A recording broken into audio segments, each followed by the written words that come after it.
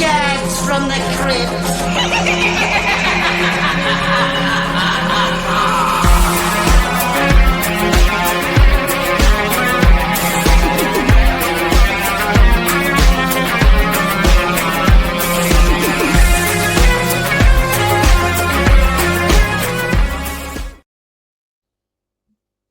Hello, boils and ghouls. Welcome to episode 186 of Dads from the Crypt. My name is Jason. I'll be your host tonight. Joining me is Bondo. Hello? You put a question mark at the end of your name. I did, because Jason will read whatever's on the teleprompter. Oh. It's in the spirit of this episode that we just watched, where everything is not as it seems. All right, get a little Anchorman on me. Jody is out tonight, but we have a wonderful podcaster named David Arnold. Welcome. Hey guys, great to be here. Yes, you're up bright and early in Spain, correct? Bright and early. You know what? Here in Central European time, usually a punishment for me as a podcaster, is folks are like, "Oh, we'll record at like 6:30 East Coast time," and you all pitched this, and like, I just got up, I made a coffee. I'm ready. I'm ready to go into this. Awesome. All right. Well, first, David, you are prolific in your podcasting, so why don't you give us the rundown? You know, yeah, I didn't mean to. This was an accident. I do, of course, I love to talk. But I had been thinking about a podcast when I was a guest on my buddy Derek's podcast called Gimmicks, where he and a guest talked about high concept, experimental, or structure breaking gimmick episodes of TV. And I said, "Oh, I was thinking about a podcast too." And he was like, "Oh, that's great. Well, you're a great guest. Have a great life. See you later."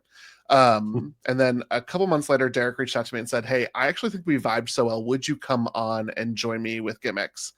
Because it's a lot of work to do a podcast by yourself." And I was like, "Yeah, absolutely." I had a blast. So now I've been the co-host for Gimmicks for a couple of years now, and we've just covered pretty much every TV you could think of. It's funny, when I was corresponding with Jason, I was like, I don't know that we'll ever cover Black Mirror, because it's hard to pick a single episode that stands out in Black Mirror the way that I can pick, like we did The Last of Us third episode that was sort of a standalone with Nick Offerman that I think a lot of people talked about because it was different than the rest of the series. I think that if we did cover Black Mirror, we would pick something maybe like San Junipero, where instead of being a sad, depressing look at technology, it was actually very hopeful at the end. Who knows where we'll end up going if we ever did cover the series. But then what other episode have you covered for Gimmicks? Because it's a very interesting concept. Oh yeah. So we recently released released an episode on Adventure Time, where they brought in a guest director and guest artist who specializes in glitch art to tell a story about Jake and Finn encountering a glitch in Oo, the land of Oo, the animated land of Oo. We covered the Star Trek DS9 baseball episode, famously Take Me Out to the Hollow Suite, which is a beloved experience, really, because of Worf. I think we can all agree.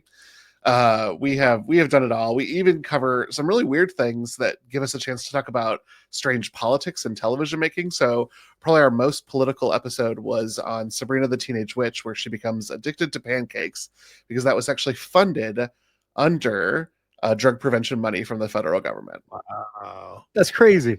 Yeah. The background is wild to look into. A lot of corruption. Really, really neat. Yeah, I was thinking which tale. Across the pond, we just live in a sea of corruption, so we're used to it. Yeah, I was thinking which Tales episode would fit under that, and it's probably Third Pig, the animated one. It's the closest I would think. Oh, I'll put it on the list because I imagine that Derek is actually a big Tales of the Crypt guy. So I think he would really jive on that. And you haven't covered the one I sent you. No. We haven't covered Millennium yet, which was also a great recommendation, Jason. Okay. We'll see. But I'd love to do that one. Yeah. It's funny because I'll say maybe even Yellow. Because while Yellow did follow Tales of the format, it was very outside of the box. Yeah. See, we love that. Or I think something that a lot of folks who might listen to your podcast might resonate with is It's Always Sunny in Philadelphia. they did a noir episode, but they took it very seriously. And oh god, we had a hoot with that. That was my first experience with It's Always Sunny in Philadelphia. That's one of those shows I started watching, and I was thinking, I hate everyone on this show. Am I gonna be able to get through it? And then by episode 4, I was like, oh, I'm supposed to hate everyone on this show. Yeah. Oh yeah. Yeah. It was a great time. I had a blast. I mean, I loved when Danny DeVito, of course, showed up, but I had a really good time since episode 1. Yeah, it's a great show. And if you ever listen to how they made it, they talked about the original scripts. They were trying to figure out how to make it more heartwarming and everything, but they just leaned into just the terribleness of these people. And I'm like, you guys nailed it. Oh yeah. Oh yeah. So from there, I did still, want to make my own podcast. I have a story to tell. And so I wanted to cover mother characters in media, fictional and sometimes semi-fictional, maybe reality TV stars, I guess is where we ended up in. Mothers who either like inform or betray our expectations of what it means to be a mother. And for, queer people like myself, we might lose our mother when we are coming out to them or living our lives. And so what I found is a lot of my queer friends would look to one of these fictional moms and be like, well, she sort of is my replacement. And so that's what we do. So again, relevant to kind of your interests, we've covered Shauna Sadecki from Yellow Jackets. I don't know that I ultimately landed on like, I love Shauna, I want her to be my mom. I don't know that that's great. And that was back in season 1. Like now Shauna today, good lord, my girl, calm down. But yeah, we've had a lot of fun with a bunch of different stuff, and that show is just now coming off hiatus because I took a little break at the beginning of the year. So far, who have you rated as the top TV mom that you'd want?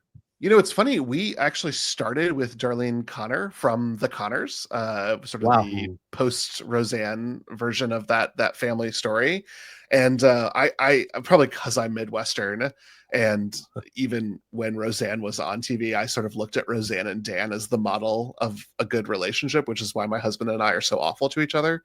But like similarly, I look at Darlene's parenting style, and it's based in love, but it's also based in sarcasm, and she has really stood out. We are talking about Toni Collette's character from The Sixth Sense this season, and I imagine that when we get there, Lynn Sear will end up on the very, very high on the list for folks. Well, you could contrast her in Sixth Sense and in Hereditary and see. Well, listen, I'll have to get to Hereditary eventually. It's like sort of it's the purple area of all of my podcasts because the third one I do is a horror podcast. Didn't mean to. I just had 2 friends who both wanted to start a podcast. They were both very interested and exciting, but didn't know each other. So I put them together in a Zoom meeting, and I was like, this is great. This is what I want to have happen. They're like bouncing ideas off each other, and like, this plane is taking off and it's going to fly to great heights. But before I knew it, I was also on the plane, and I didn't mean to do that. And so I'm really there as like producer, co-host, because I'm a big scaredy cat. I usually don't watch horror things. So when we get to stuff, I usually we do the history of whatever we're watching, and I'm like, this is my first time experiencing Friday the 13th, or things that like everyone has seen. I have never even touched. That is so cool, though. And one of my favorite parts, because my child is 22 now, is watching them experience these movies that I've loved and seeing their reaction to it, especially as a younger first-time viewer. And it always just kind of blows me away because I love hearing their young person takes on it. They're also part of the LGBTQ community, so I love hearing they always come at everything with a different kind of viewpoint than I do, and it's always super interesting. And I love that. I love when people get into horror later in life because you look at it. I've definitely gone back and watched some movies and been that I loved when I was younger, and I'm like, this has a lot of problems. Yeah. Oh yeah. Looking through a 2024 lens, 2025 lens. So that's really cool.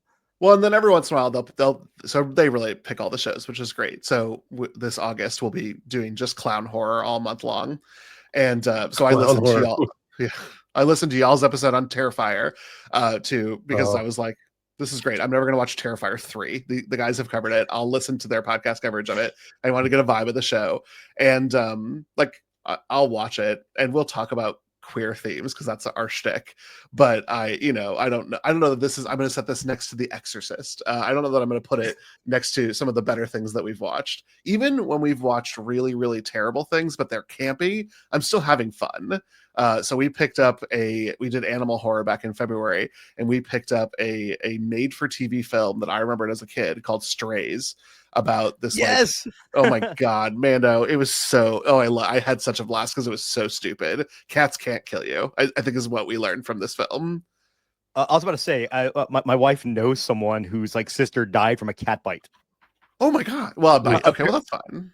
Apparently this is like 20 some years ago. It's fine. Yeah.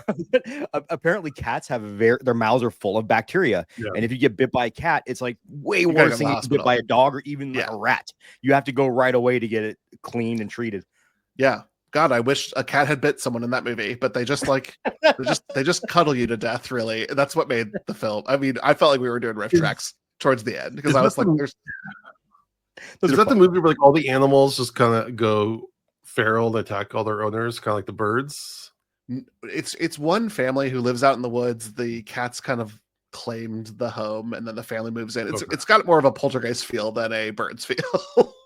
Yeah, because there's some movie I saw that was like made for TV like way back, where all the animals just kind of like turn. It's kind of like the birds, where they just for no reason they just start attacking everybody. And I it's one of those things that's been in my brain. I've never been able to figure out what it is. Sounds like a much better movie. No, this one, there was one feline actor who looked menacing, and then everybody else was just like the cutest cat you could ever find from all time.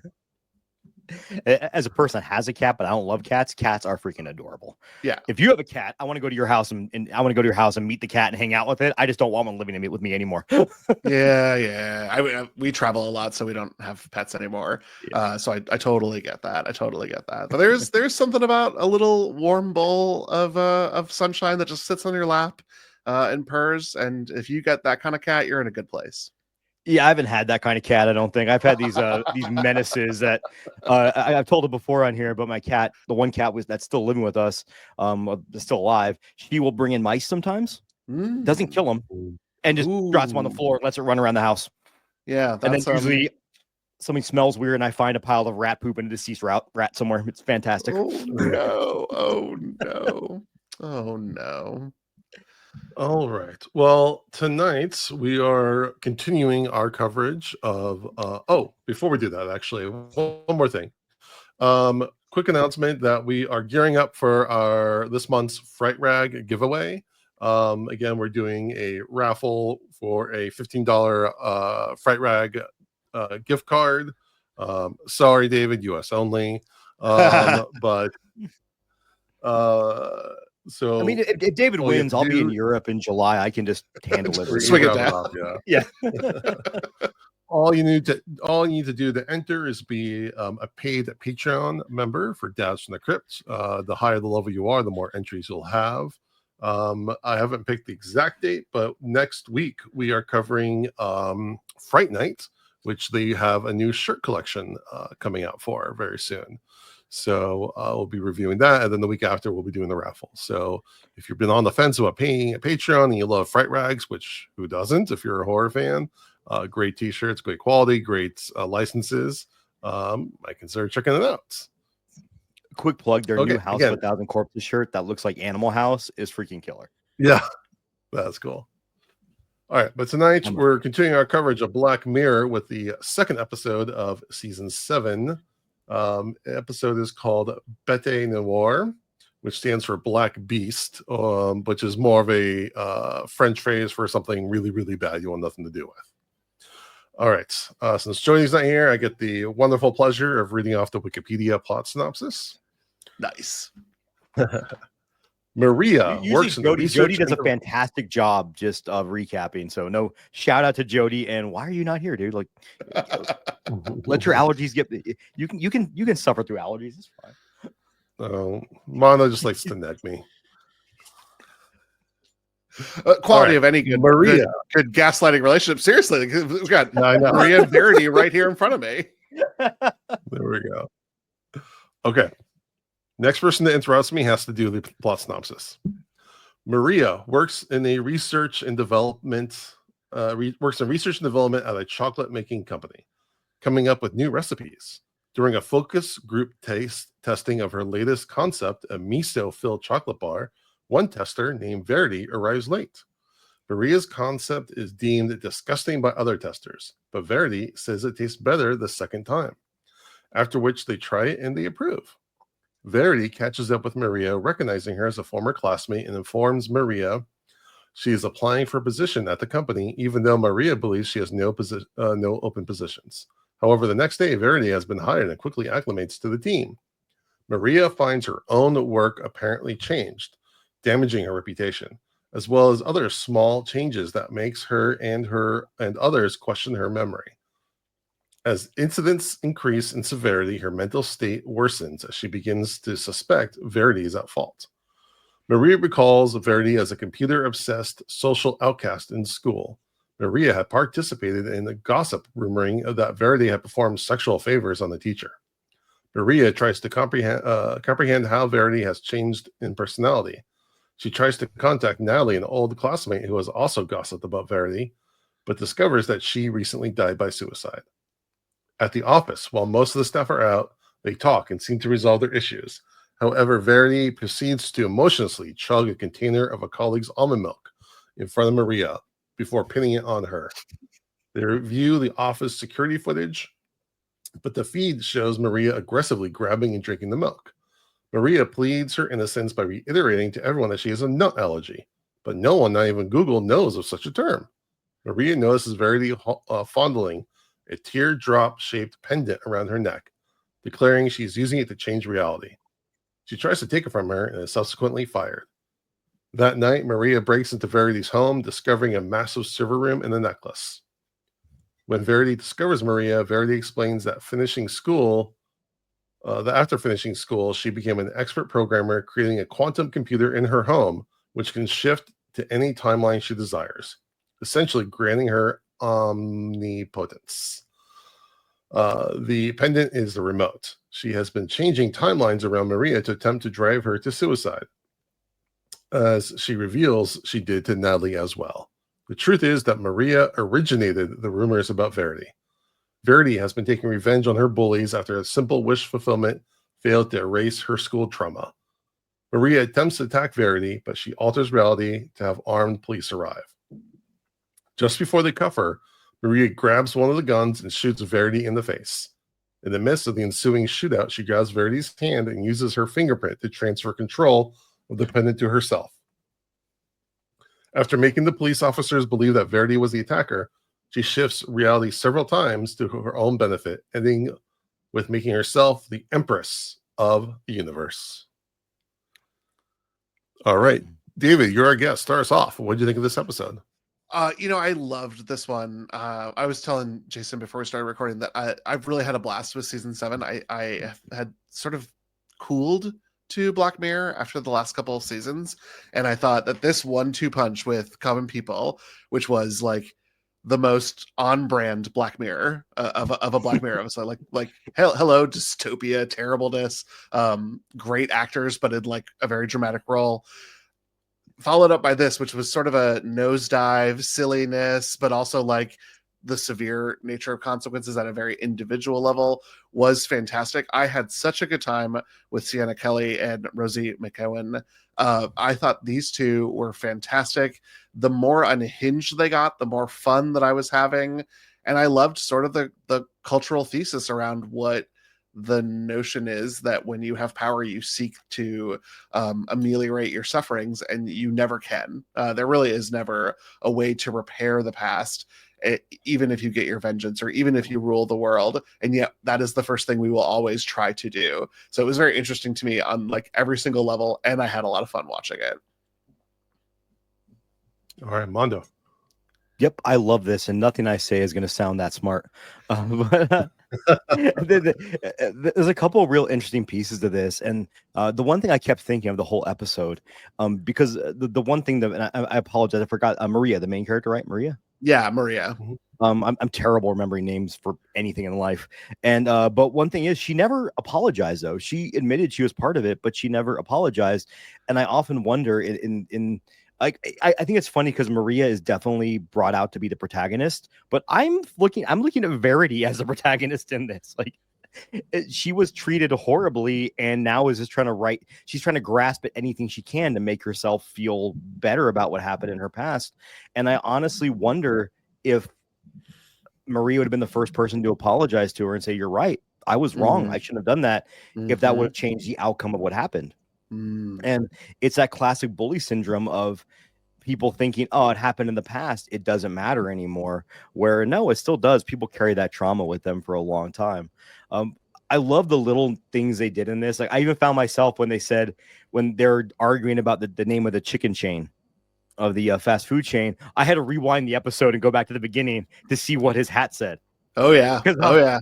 Because I was starting to piece together that point, and they did a really brilliant thing where she's trying to type in the word of the gelatin they use, and the autocorrect's not working on it, so she just fixes it manually.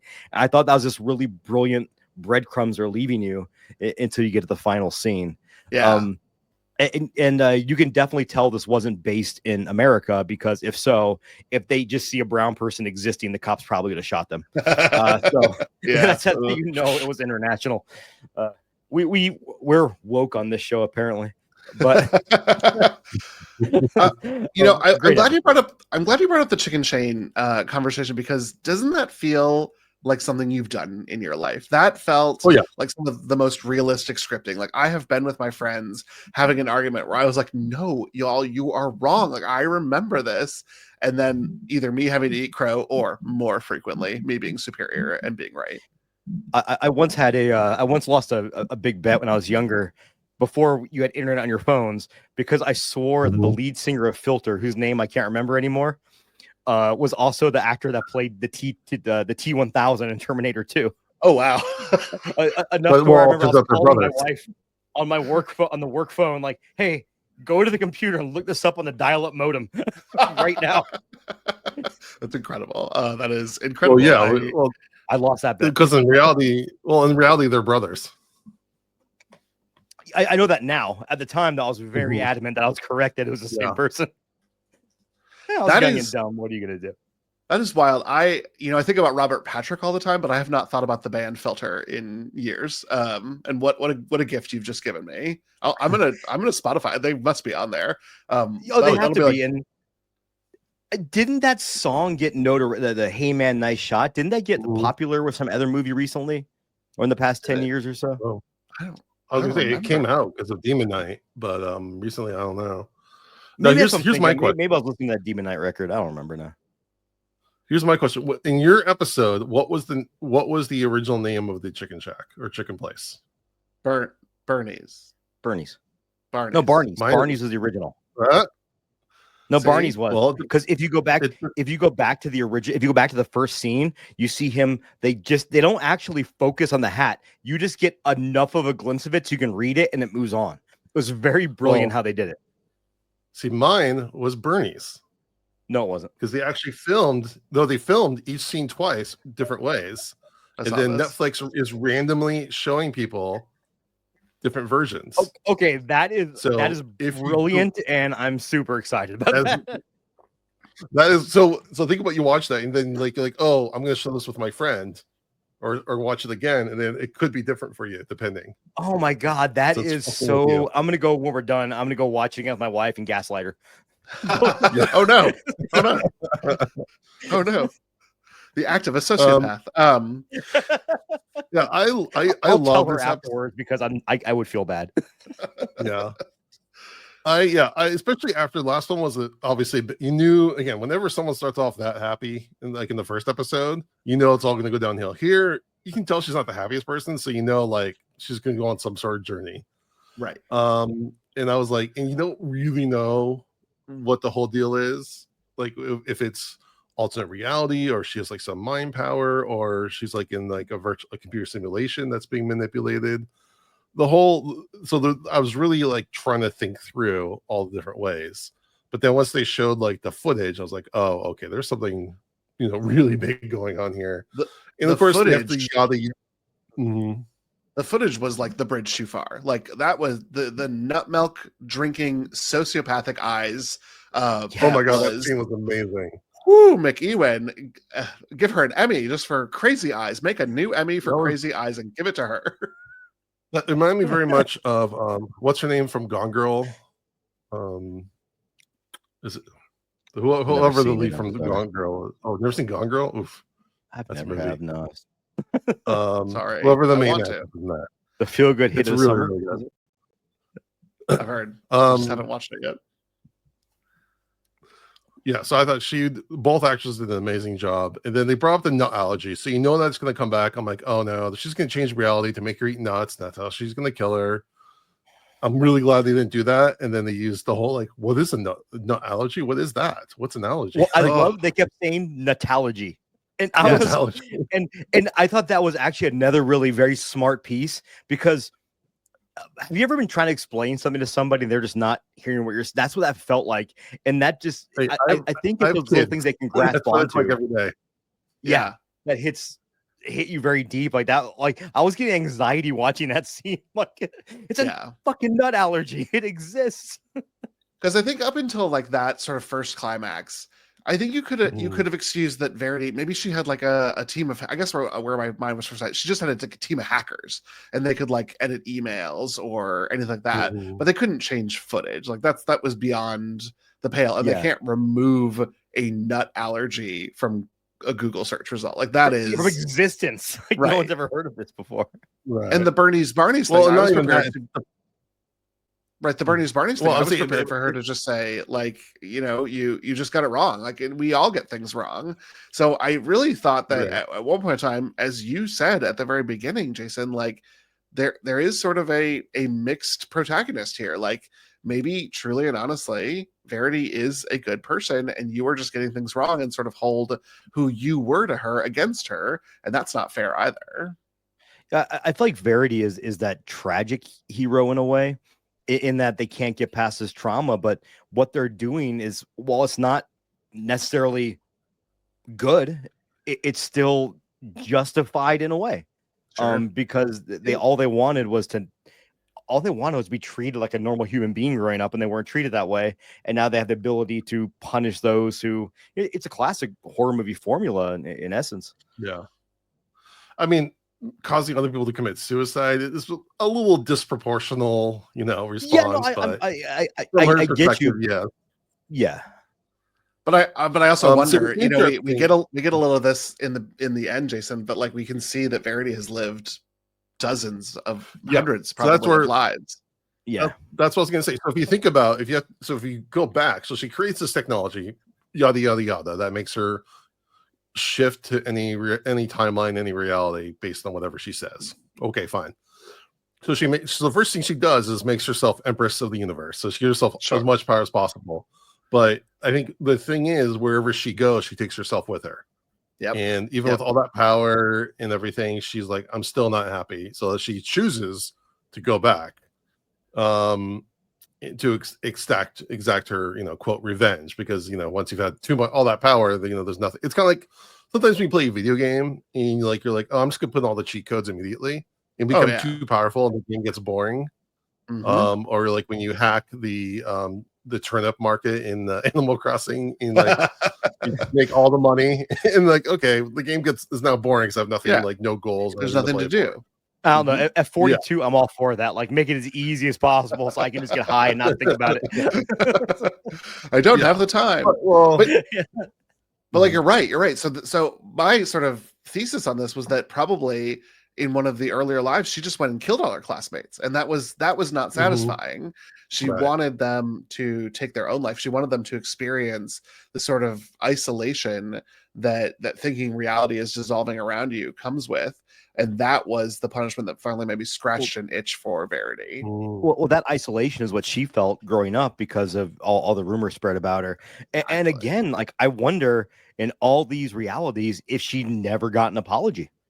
And that maybe that's all she really wanted was an apology, and no one would give it to her. She's like, well, fuck it, I'll make you suffer like I suffered. Yeah, she might have even said, like, create a reality where they apologize, and that just wasn't satisfying because she knew she initiated that. Like, it wouldn't be the same as it coming organically from somebody. And I really would have loved if they would have put something in there like that, as this one person who they knew was a bully survived, but then you realize because the bully, like from their heart, apologized to her and said, "You're right, I was a bad person." Yeah. Yeah, But it's And, also cool when they leave these unanswered, because this is what makes the discourse and interesting, and the different takes on it really interesting. Well, and then at the very end, you figure that Maria is being handcuffed. It's all over for her, and then I don't want her to kill Verity, but it was kind of like, whoa, okay, that happened.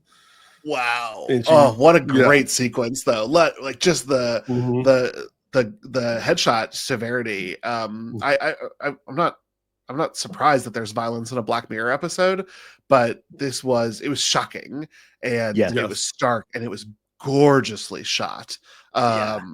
Just really, really beautiful. I don't think you're expecting even though I think when these episodes go this route where it's very psychological, you don't expect the violence. And I think that's when the violence happens, it makes it that much more visceral. Whereas you bring up like a Terrifier 3, which I do love, you expect the violence. You know there's going to be violence. Well, whereas this one, it catches you off guard a little bit.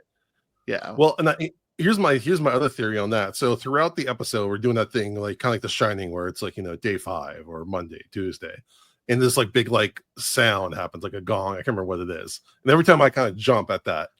But I think by the time you get to the gunshot, you're already conditioned not to expect, like, that sound is kind of lessened because you keep getting these like jump scares, jump sounds every couple, every 5-10 minutes. So when the gunshot happens, you're used to a big loud sound, but then so it takes you an extra second to process. Yep. And the other horror trope they brought in here was, once again, no one believing a woman. Whereas the boyfriend's not gaslighting her by any means, but he's very dismissive of her claims and like it's just you just don't understand what you're actually dealing with. Well, instead of saying like, hold on, talk to me, and even if you don't believe her, let her talk and let her say her piece and let her put it out there and listen. And that was also a very classic horror trope that I thought was an interesting piece in this. Yeah, but so again, going back to the very, very ending. So Maria gets the power of the pendant. She's voice switches over, whatever. And now she just got all the power. She's the Empress of the universe. But then again, is she going to fall into the same thing that happened to Verity, where she's like, well, this is all meaningless. What, how long does that? She has this like look of ecstasy on her face, but based on Verity, that it's not going to last. Well, and because it's Black Mirror, I think that you as the viewer could even posit that with a long enough time, Maria can convince herself that this was all Verity's doing, and I'm going to go back to a reality in which Verity is alive and cause her to freak the fuck out. And maybe enough times of doing that, Verity gets the pendant back, and we're just this is probably Ouroboreal at some level. Or Maria goes back in time to high school and causes the rumor to begin with, and we're in this like time loop. Yeah, and I actually like that we don't see that it is just like, no, I don't want to see it. I don't want to see it, but it's fun to pause it. The ambiguity of it is kind of what makes it really super interesting at the end, because there's so many possibilities they could have gone with it, and the fact that leave it to your imagination is always a fun thing. Exactly. The best thing she could have done is gone back to high school and not started the rumor. Or truly and honestly, like, the heroic choice would be just go back to the beginning of the week and be like, I would like to live my life as if Verity never had this power, and just take me back to actual reality. But that is not what trauma would seek to do, and we definitely have a Maria who is traumatized at the end, and power fantasy is a trauma response. That's not necessarily unusual. Maria is, of course, having delusions of grandeur, what we call this psychologically, but then she gets to live them, so they're not delusional. And grandeur is dangerous for the human brain. The bigger you are, the less connected you feel with humanity, and that's what can cause sickness to exacerbate. That's why we have so many sociopaths in the CEO role. It's like you're describing what's happening in America right now. Sorry. Yeah. Also, one thing that I'm thinking about now is that the whole episode is really gaslighting us at the same time. Because I'm a big stickler for like consistency and reality in these kind of things. So like when Verity goes in for that interview, and literally right after the interview, the guy hires her and takes her to her seat doesn't have to sign any, like, doesn't, like, usually you have like a cooling off period. You have to sign Right. some stuff from HR. There's like a lot of steps that you have to take. And I was getting mad at the episode for this like weird, like, oh, just go sit down and start working. We're not Right. gonna, you don't have HR here. I was like, is this like a British thing or European thing? Like, we'll just go and I work. don't know. I work for a small company. We don't have HR. I got hired, and they said, "All right, go tell your other job you quit. I'll see you in 2 weeks." That's literally how my interview went. Exactly. I'm saying there's usually a processing time, but looking back, it's actually the show that was gaslighting me because she told him to give her the job and to let her go start working. Right. And I was even conned at the very, like, one of the first lies that Verity ends up telling, because our girl Maria's like, I don't have a job posted, but like, I could see even in a small company, like somebody posts a job, but then like you just forget about it or didn't hear about it, or it got put on the website without you knowing. Like that felt realistic enough to me that I was like, oh, you just missed this. We have 13 people in our American side of the business, and we just hired a new logistics guy. I just didn't know about it till he showed up today, and I'm one of 7 people that show up at the office every day. Oh my gosh, watch out, Mando! Watch out for this guy. It's Wednesday. Tomorrow, at one point, well, at one point, she was like, "Oh, she doesn't have any experience." I looked up her resume. I looked up her her whatever site. Somehow she knew that she didn't really have any actual experience in this. But then she's talking about her experience, and they said it checked out and everything. So, like, in my head, I was like, "How do you explain all this? Doesn't make any sense." Right. But again, the episode messing with me. Yeah, on that piece though, as you know, like, she hasn't kept up with this person her whole life. She kind of doesn't know what skill set she has and what she can bring to the table. She just assumes, right?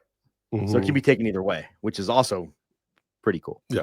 And there is bias. I mean, so when I got hired to work for the national nonprofit that I worked for before we left the country, that sounds like I'm a refugee. We fled the country, although not, well, you know what? With everything going on right now, I would not blame you. But when I took the job, I was talking with a coworker, and I was like learning about everyone was there. And my ex-boyfriend actually worked there from high school. And I had to be like, hey, I was an asshole in high school. Like, I think I probably ghosted this, like, before we had ghosting, because there was we didn't have cell phones or anything. Like, I probably like went no contact with this guy, and just, because the vibe was off, and we had to, like, get over that hump. And we were both like adults.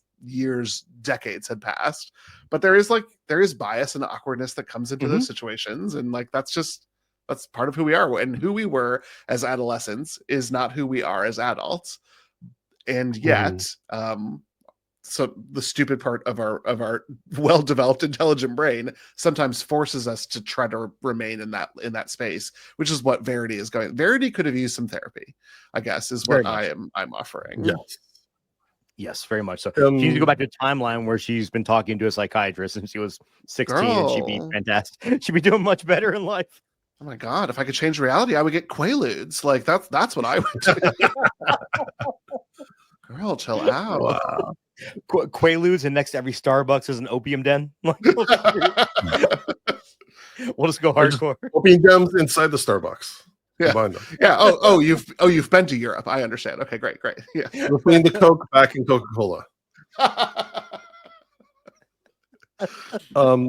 So this also made me think of that movie. Was it Unfriended? That was like all on the laptop, and there was a friend who committed suicide, and then there was her ghost was like haunting the different people. Okay, I don't think I've ever seen that. I'm sorry. Netflix has recommended that for me, but it looks scary. I don't know what to tell you. It's a little scary. It's a little hokey. It's very teenage. It's very teen horror-ish. Okay, but it has a very similar concept. But yeah. So again, overall, from the big downer last week's episode this one was a lot lighter, a lot more enjoyable, I thought. Yeah. I think overall. I think one of the things that I've thought about while watching Black Mirror, because I started on a weird episode, is what would this mean if this was somebody's first Black Mirror episode? And I think this would be like a fine place to get into the series, because it is a little bit lighter. It is a little bit more fun, but also still uses the technology in the way that we know Black Mirror to use it, which was very nice. I don't know. I mean, I had a blast. This was a great episode, and I will probably watch it again if I do a rewatch. There are some that I will certainly skip, but this would not be one of them. Yeah. I definitely saw that walk into traffic this week. I was like, that was interesting. Yeah, I've already seen people online like talking about like when you can see her touching the pendant and when at different times when she's like changing different reality points throughout the episode. So that'd be really interesting to see and watch that. Yeah, yeah. This has I good rewatchability. I wonder if you'll see when she does that, if you see anything physically change, like in the scene, like maybe even just a computer in the background change, and that'd be kind of cool to rewatch and look Yeah. for. I Yeah, think I would also not be in a world of I just feel multiversed to death. This was a good use of the nature of multiple universes. So I felt like this one got a pass in my heart. This was very Sliders, stupid sci-fi technobabble background rather than like Doctor Strange opening portals and shit. Like I'm sort of done with that multiverse. I want that to go to bed. This was cool, and that it kept it at really just these two people. Yes. What was also what like sold it to me. It was a very individual story. The difference is okay. I'm not gonna lie. When it comes to Marvel movies, I haven't watched a Marvel movie since the first Avengers movie. Wow, Because I just don't. Great mental I just, health choice. well, I got so far behind, and then I just got annoyed by it. But I love comic books, and I read a lot of comic books. Sure. And I do feel like the multiverse in the Marvel the cinematic universe is just used because everybody liked this character, and we killed him. New timeline, we'll bring him back, and Sure. it makes it it's a cop out. Whereas this, the multiverse wasn't a cop out; it was used to drive the plot forward. You know, in that way, it was a lot like Everything Everywhere All at Once. That's I was what literally getting ready to say that. Yeah. And that one of my favorite films. Talk about a mom that I would love to cover one day. Evelyn Wang. Just wow, what an experience. I will go through 100 lifetimes and you still won't, accept me for being queer. That is such a vibe that every queer person has felt ever in their lives. Stephanie Hsu, you genius. That movie was one of the amazing. If anyone out there hasn't seen it yet, go stop what you're doing right now and watch that movie. I mean, finish the podcast. Let's prioritize. But okay. I'm okay. Finish the rate and like. Finish. Give us the rating and like. Then go. Smash the like. I'm a show. What can I say? And then go watch. Leave us an Apple iTunes review. All right, you can tell the businessman is in the podcast. All right. So again, on our podcast, we do ratings of 0 to 5, 5 being the best, 0 being the worst, and you get half points. David, what do you rate this episode? I mean, I'm probably going to go 4.5, just because I do think that there are some real exceptional like edges out of the Black Mirror canon that would I want to give a little bit of space for. But this is probably one of my favorite episodes of Black Mirror. I think maybe what it's falling behind in recent memories is just Striking Vipers, which I don't think I can think of a better Black Mirror episode. Just because of the heart for it and Anthony Mackie, which is that's a personal thing I'll also own. So yeah, I think 4.5. I think it's a must watch for any Black Mirror fan or any sort of sci-fi fan whatsoever. All right, Mondo. I'm also at 4.5. Again, I've often said that when I do these reviews, I just think of how I'm feeling after I watch the episode. And if I don't think 5 right when I finish the episode, then I can't give it a 5. Mm-hmm. And I don't mean that in a bad way. This is an awesome episode. Everything David said makes 100% sense and is perfect. Like I'm with you 100%. And I think everyone should watch this episode. I think it's great. And you don't feel horrible after you're done watching it, which is kind of cool. I'm going straight up 5. I love this episode. And again, it's kind of an episode that I've been thinking about all day since watching it and all the different things that were in there. And again, I haven't watched a ton of. I watched the first 2 seasons. I can't remember if we've watched anything else, but I haven't watched a ton of Black Mirror, like of the later seasons. So there might be some other things to compare it to, but I just really love this episode. I love the acting; it was really good. Again, anyone psychotically drinking a carton of milk while staring at someone, so good. That's like seared in my brain. And we haven't talked about the director, Toby Haynes. He did a bunch of Doctor Who, Utopia, and he did like half of the first season of Andor, which I loved. So cool. This is a really, really well directed episode, really well acted episode. I'm giving it a 5. That's great. You know what? Honestly, well deserved, Jason. And I think you justified it very well. This is a great episode. I'm surprised because usually if something is a little bit fun, That's very Jason's not gonna give encouraging. it a five. I appreciate that. Mondo, this is how to be an encouraging podcast. You can do it too, Mondo. You just have to go to 8 years of school to learn therapeutics. That's all it is. My therapist said I should be gaslighting my podcast co-host. So I'm working. Yeah. on it. I mean, that's why the listeners come in, though. Come on, Mondo. There's actually a reason why David's here tonight. This is a podcast intervention. Yeah, this was not even a recording. We didn't even push record. We were just. I mean, Jason, do you have a therapist? Because I do. I'm just saying. Oh yeah. Oh, I totally do. Good. Actually, I don't. I do, but I don't right now because my insurance no longer covers it. So I have to figure that out. No, mine actually canceled on me this week, so that's why I might be on edge. But I've auditioned 2 more therapists, and I didn't like them. So I think I'm just going to pay out of pocket because this is American healthcare, ladies and gentlemen. You know what I tell everyone is when you're thinking about therapeutics, I always recommend going into it like you're finding a barber. Wow, should have planned this a little bit better before I considered this advice to Jason. But there are you can. I still go to the barber for my beard. Okay, great, good, perfect. But like you can go to a barber and they cannot be like the right guy for you, but still give you a fine haircut. You don't need to go to them every time. You should find somebody who's a good fit. And like, to kind of abuse the metaphor, not every barber does black hair right. So if you have a special subpopulation that you're part of, you might need a therapist that's a little bit more used to folks like you, or people who do beards, or people who whatever. So therapists, we're not like one big unit. We often don't get along. Some of us hate each other because some people out there are Freudians who like want to analyze your dreams. And if you came into session with me and were like, I had a dream last night, I'd be like, well, get a friend because I don't want to hear about your dreams. Let's talk about something else. I'm just picturing that clients right now. That sounds awesome.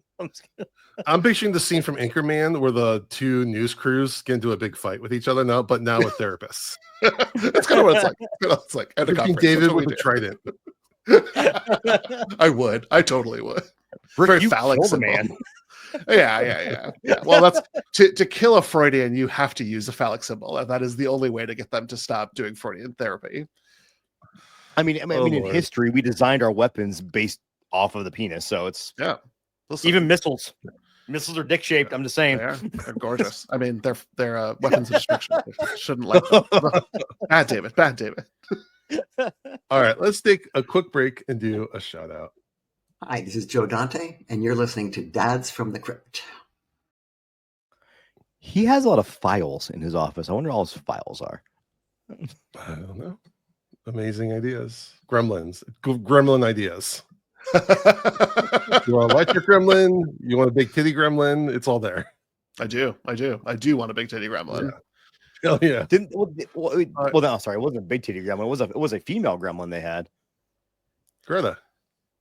Okay. Yes. God, I haven't thought about gremlins. I remember far too long. All right, Mondo, give us your song of the day. I'll be quick. There's a band from in Europe, from Sweden, called Trespasser. They released an album 2023, which I'm not going to pronounce. You have to look it up because it is in a language I can not pronounce, so I'm not going to try. I'd recommend the song off that album.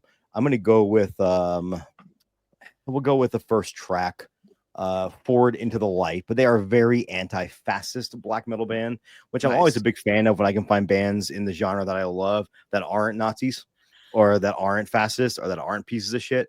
So, but they released one of the best albums of 2023. And again, I'm not going to try to name it, but check them out. They're a really great band out of Sweden. Trespasser. We'll go with Forward into the Light off their latest record, which is kind of about rebellion, which is what we need more of these days. But I didn't say that because I don't want to go to El Salvador. Yeah, at least get them to send you up here. Like, why we have a spare bedroom? You could be exiled Yeah, here for like. well, but I am Mexican. Let's be honest. A lot of Spaniards don't like us Mexicans. Sad to say. You know, this has been such a because my husband is Mexican as well. It's been so wild coming out here and just like he was like, "Oh, they hate us because we're American," and I was like, "No, you're like the colonized nation, baby. Like this is kind of a weird you thing." People, a lot of my friends were like, "Oh, well, you're going somewhere not racist," and I was like, "No, like Europe's where racism started. We built that shit. Like that's ours. We exported that." I don't know if I told the story. My company is based out of a small Bavarian town in Germany. Yeah. And, so last time I was there was right before the pandemic, because 2019, and you can walk everywhere in this town because Europe also realized that walkable towns are great. They weren't destroyed by the Ford Motor Corporation. Anyhow, I'm walking the street and there was a lot of I'll be honest, in that city, that's the first time I'd ever seen a lot of black people. And the guy we're walking with, who is German, grew up in Bavaria, lived in Bavaria, goes, "I don't know if you've noticed, there's a lot more diversity in Regensburg." And I was like, "Oh, fuck, where is this going?" And he goes, "It is very nice. I love meeting new people from around the world." He goes, "It's really great that we're finally becoming more diverse." I was like, "Oh, thank God." Yeah, it's always a roll of the dice. Here, like, where is this going? Here we mostly relegate racist as like Francophiles who just loved and worshipped the sort of royalist rule that Spain used to. I mean, we still have a king, but like whatever, like he does nothing. The princess though, she's a real bitch. If you want to follow a messy royal, the Spanish princess is it. I didn't know I needed this in my life. I never understood like Brits who were like obsessed with the royal family, but now that I have sort of a Paris Hilton who lives in a palace, I am obsessed with her. She's the worst. Well, if you're my age, I know Jason's like in his 60s, but I remember Chelsea Clinton was like a big deal when I was growing up. Everyone to see what Chelsea Clinton was. That's right. doing. We did kind of have a Chelsea thing going on, didn't we? We're the same age, Manda, so I'm totally vibing on that. I had a big crush on her, yeah, back in the day. That's valid. That's totally valid.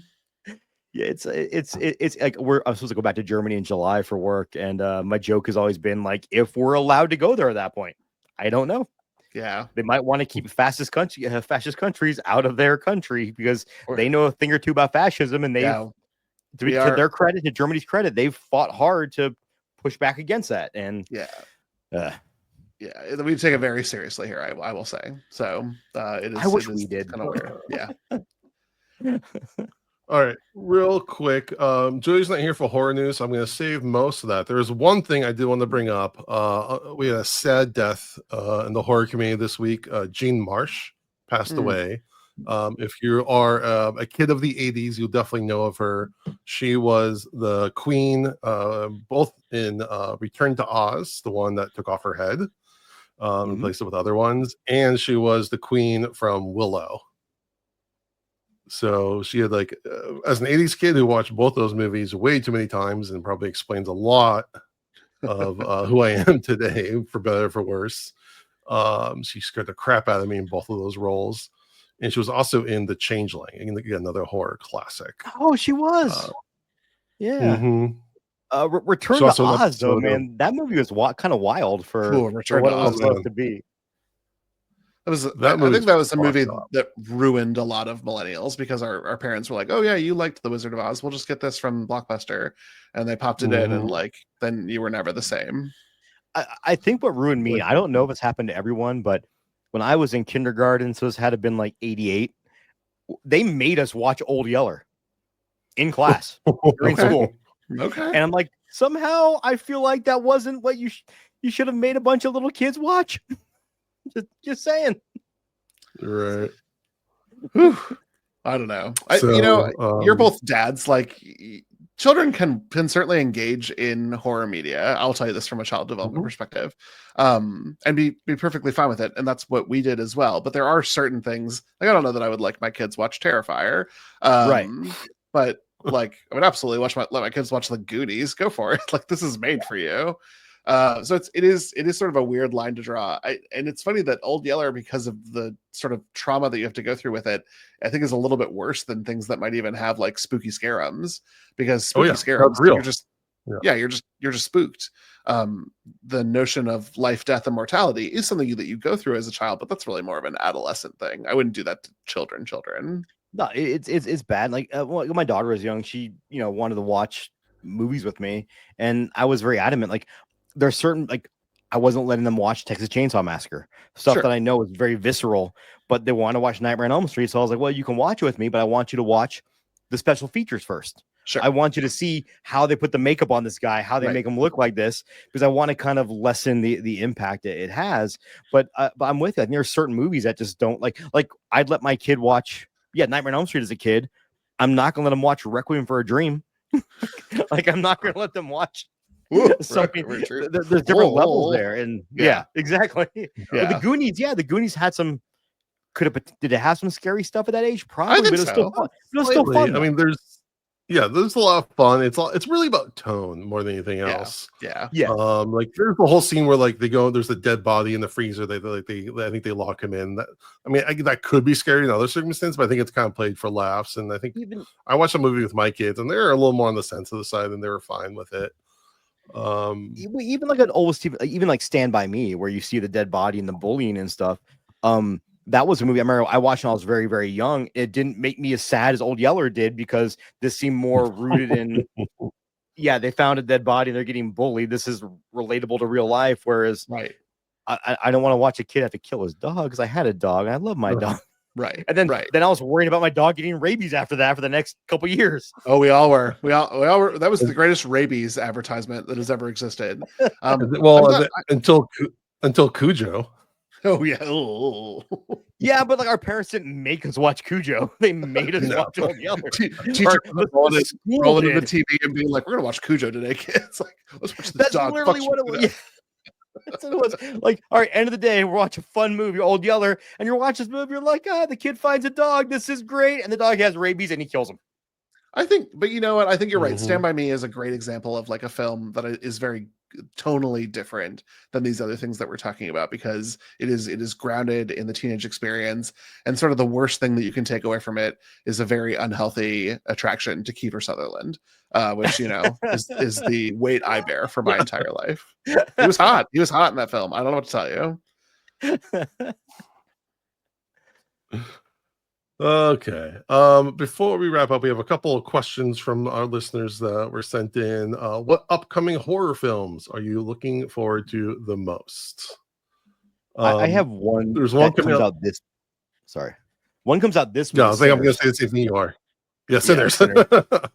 Yeah, I haven't heard much, but like the headlines I've seen, I saw one person actually compare it to Demon Knight in ways, which makes me very interested, at least like in tangentially. But yeah, the buzz has been very, very good. So Sinners, Guillermo del Toro's Frankenstein has been like big on my radar. So stoked for that. Oh god. Do you remember we did an episode with the cast from the Frankencast, and we did the our dream casting of Frankenstein, and I said Guillermo del Toro should direct one. I'm just saying. I put that shit out there. But I also said Ron Perlman should be Frankenstein. I'm not sure if he's Frankenstein or not. Or Frankenstein's monster. My apologies. We don't. We're not gonna. No, we will, because there is a difference between Dr. Frankenstein and the goddamn monster. They're two different things. They are. If you read the book, they are definitely specified. Yes, I understand that.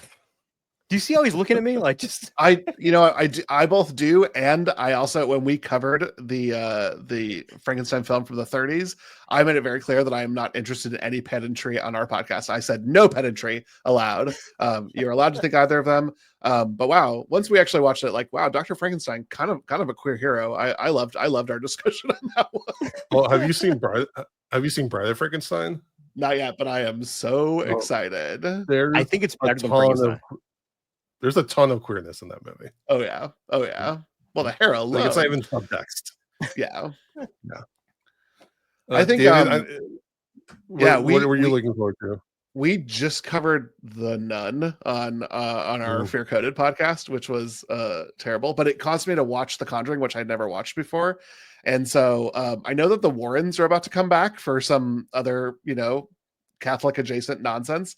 And whether they're good or not, I had a lot of fucking fun with these films. And so I'm really excited for The Conjuring Last Rites, maybe I think it is The Conjuring 4, whatever it is. Because I just think like Vera Farmiga is so good, and I had so much stupid fun with these movies, so I'm really excited about that. And are we getting? God, I hate that I'm in Sequelville. All of your listeners are going to think I'm so basic, but I am. Are we fine. getting? Are we getting a follow up to Mithrigan? Like, isn't there a second Mithrigan coming out? Yes. Obsessed with her. I would love it. It legit looks like an action film like Terminator 2, and I'm here for it. That's what I want. Yeah. I want it to be stupid. I want it to be campy, like just like the first one. If you went in thinking like, oh, I'm gonna have a serious like Black Mirror experience with Mithrigan, you would have left the theater disappointed. But if you, like me, knew that this one was for the girls, then you were gonna have fun. It was a fun movie. And real fast, Vera Farmiga, she also is in a metal band called the Yagas. What? Yep. Like the Baba Yagas, yeah. She sings in a metal band. Incredible. Yeah. I didn't love all the Conjuring films. The first one's a lot of fun. The second one, I think they beat you over the head with the Bible. Saying, that's when I kind of as a kid that grew up Catholic and which made me an atheist at a young age, I think that kind of turned me off from the whole series. So I've never seen The Nun. I've never seen anything past the second. Yeah. I think I've seen all the main Conjuring ones. I don't think I've seen like Annabelle or any of the Nun ones, but I heard Annabelle's actually good. I haven't watched it. But that's like another level. That's like a high level horror thing, and I'm happy for like the general audience to have something to like gleam onto to get them as the gateway to the more deeper horror stuff. So I'm happy that they're there and they make a ton of money. If that gives Warner Brothers or whoever the opportunity to make more horror movies and give more opportunities, I'm down for it. Yeah, I don't love supernatural ghosty stuff as much. The other movie I'm into, because I don't know yet if it's going to be a comedy or a horror, and A24 is being very vague, is Friendship with Tim Robinson. I haven't even heard of this. That's exciting. Oh, yes. I saw that trailer. It looks like I Love You Man on steroids, and I can't tell yet if it's going to be a comedy or a horror or a black. I don't know what it's going to be. That's perfect then. And I'm for it. I'm guessing it's going to be like an awkward comedy that turns into a thriller of some sort. Like I just don't know. And that makes me happy. Or a cringe thriller. Cringer. I'm for it either way. All right. We have one more question related directly to this episode. Do you prefer sweet or savory? Or mixed? Oh, savory. I've diabetes. Easy. I like sweet shit, but I can't have it as much. But that unami chocolate thing looked not good. Yeah, I don't know. Miso chocolate, I'd be down for that. I think like those weird chocolate combinations, a lot of times they just work. They can. I don't know. I think I'm more of a sweet kind of guy. I do tend to like veer towards sweetness, but then, if you eat enough of something, then what you want is a salty surprise. So it can become like this devastating cycle of me getting up to go get snacks. Because if I have a bowl of chips, then what I really want is a candy bar. And then after the candy bar, I'm like, well, I could really use some salt. So I'll just have a half bowl of chips. And yeah, the returns are diminishing, but eventually I've eaten like the entire pantry. And I found a wonderful concoction the other day. I bought some Carb Smart, and my wife bought some Carb Smart Breyers ice cream, which is low carb ice cream. Ooh. So I'm like, I'm gonna have a bite. But before I did that, I dipped my spoon in some chili crisp. I've and then took a bite of ice cream. Oh, it was. Wait, what's chili crisp? Chili crisp?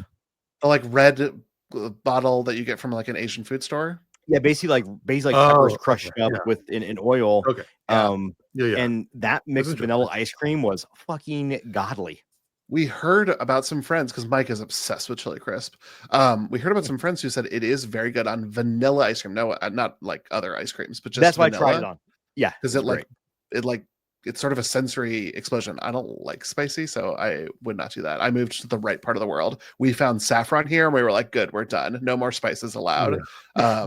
We got it. I like spicy, but I don't like it back, or it doesn't like me back. Dude, I was in El Segundo, California, doing work at LAX, and I went to a Thai restaurant, and they asked me how spicy I wanted 1 through 10. I said, let's do about a 9.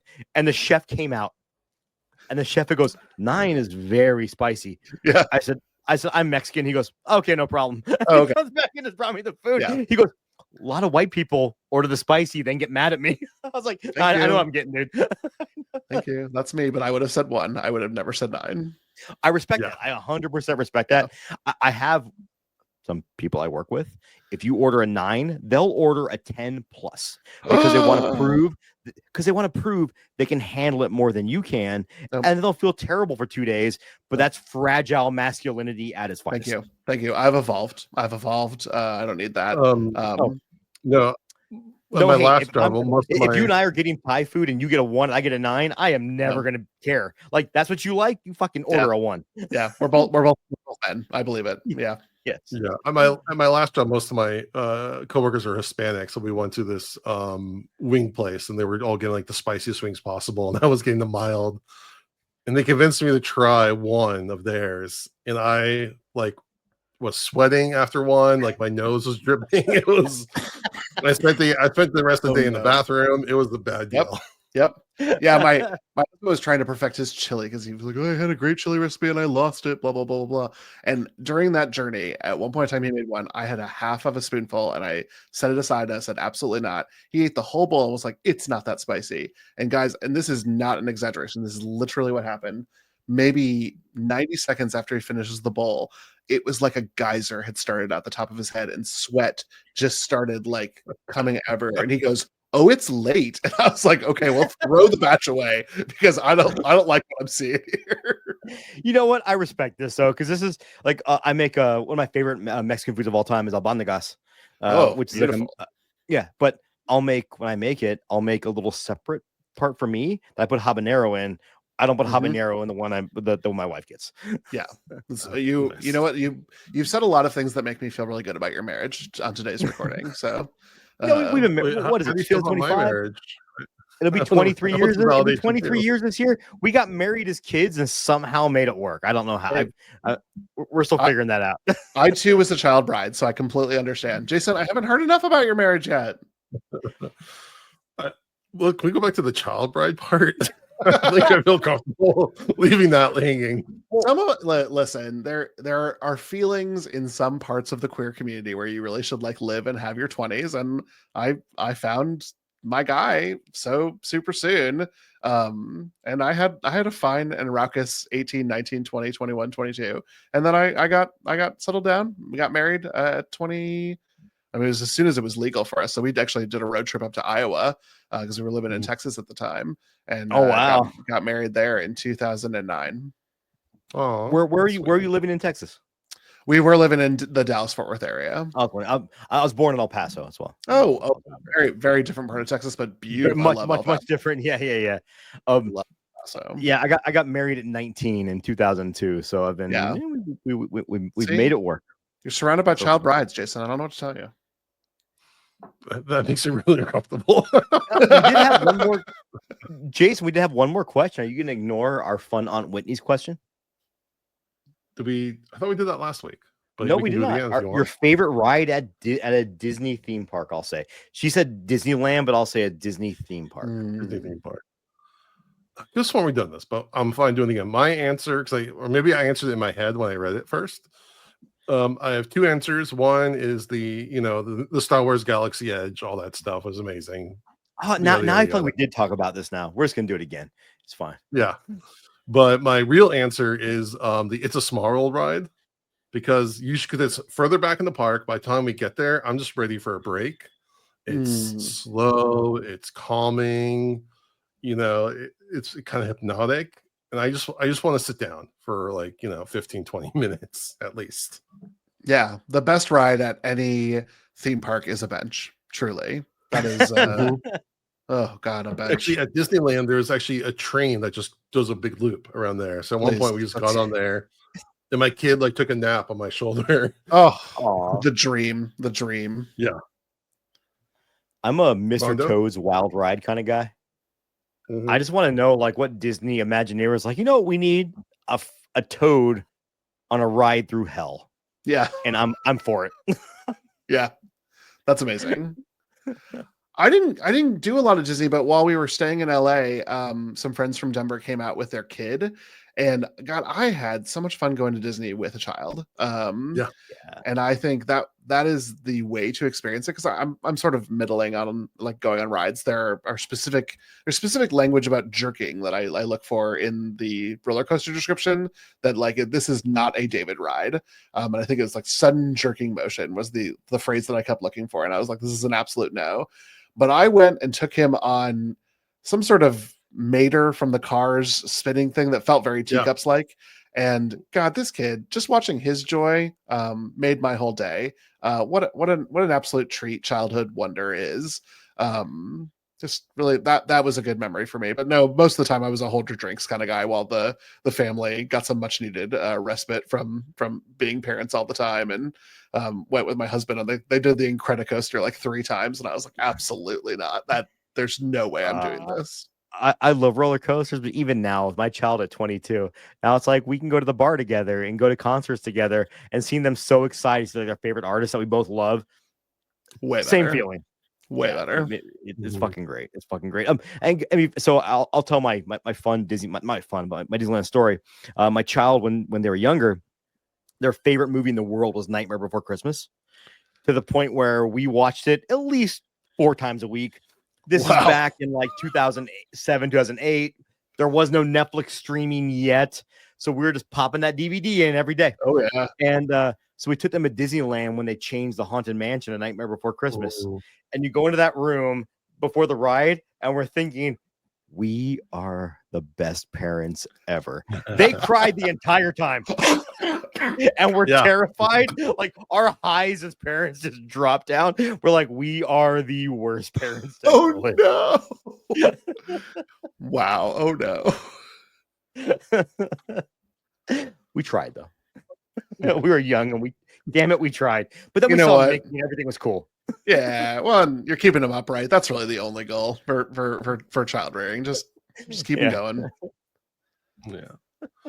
All right. Well, that wraps up another episode. David, thank you so much for joining us. Where can people find you and your plethora of podcasts? Yeah. So you can find me individually online most places as Dmuma. That's DMUMA. And then all of my podcasts are part of the Glitterjaw Queer Podcast Collective. So if you'd like to find links for those shows or other queer media or other podcasts led by queer folks about media, so we've done the ones on Spider-Man, James Bond, Godzilla, they're all up there. You can find all of that at glitterjaw.com. Thank you, gents, so much for having me on. A huge fan of the podcast, and really excited to join you, not just for Black Mirror, but like just to be part of your family now. Dude, come back. This is great. You had me at Godzilla, by the way. That's my other fan. I know. I just bought the new figure from -1 from Amazon because it went on sale for like 30% off. And even the figure has a dump truck of an ass. Like they went all out on that ass on that figure and in the movie. And I'm here for it. We know what the boys like, and it's big thighs. I'm not a huge Godzilla person. My friends are like getting me to be a Godzilla person through this podcast, which is a lot of fun. And I've gotten to the point, I don't know if you all feel this way either, but I almost can't have new media if I don't have a podcast to accompany it. Now I need this is the water cooler for me, is listening to new friends talk about things that I love. Yeah. And so that was the way for me to do Godzilla, and they have done them all. So even I think they just had an episode on King Kong Escapes. That is no way. That is not one of the better ones, but it's good. No. But they're covering all of them. All right. Well, again, thank you for coming on. We appreciate everyone for listening. We would really appreciate if everyone would give us a rating review on iTunes, a rating on Spotify, like and subscribe on YouTube, and follow us at Dads from the Crypt Talk on TikTok. And with that, we thank you for listening to Dads from the Crypt. Follow Dads from the Crypt on Facebook, Twitter, and Instagram, or I will follow you to the grave. No, seriously, you really should watch. But be careful what you ask for. You may get it.